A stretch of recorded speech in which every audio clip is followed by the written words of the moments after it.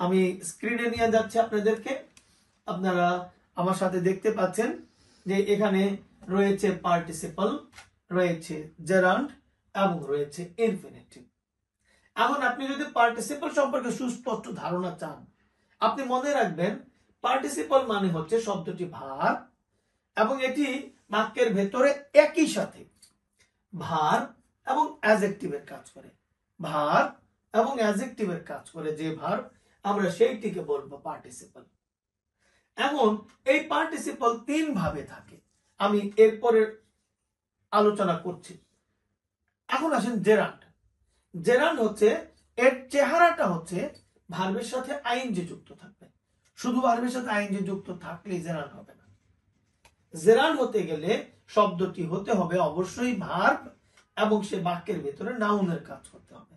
Gerund হবে তখন বাক্যের ভেতরে সে ভার্বের কাজও করবে, একই সাথে নাউনের কাজও করবে। যখন কোনো ভার্ব এবং নাউনের কাজ একই সাথে করে তখন সেটিকে আমরা বলি জেরান্ড।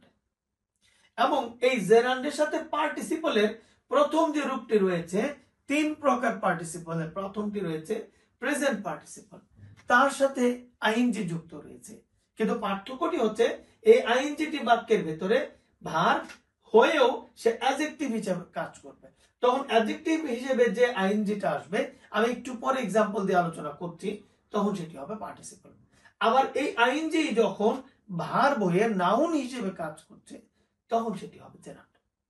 এখন আসেন ইনফিনিটিভ নিয়ে কথা বলব। ইনফিনিটিভের চেহারাটি পার্টিসিপল এবং জেরান্ড থেকে একটু ভিন্ন। আপনি ইনফিনিটিভ সহজে চিনতে পারবেন। ইনফিনিটিভের ভেতরে টু এবং টু এর পরে ভার্বের বেস ফর্ম। ভার্বের বেস ফর্ম মানে হচ্ছে ভার্বের মূল রূপ।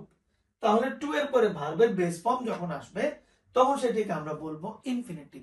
আশা করি এইটুকু বুঝতে পেরেছেন।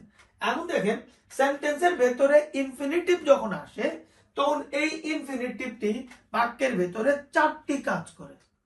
কয়টি কাজ করে? চারটি। কি কি?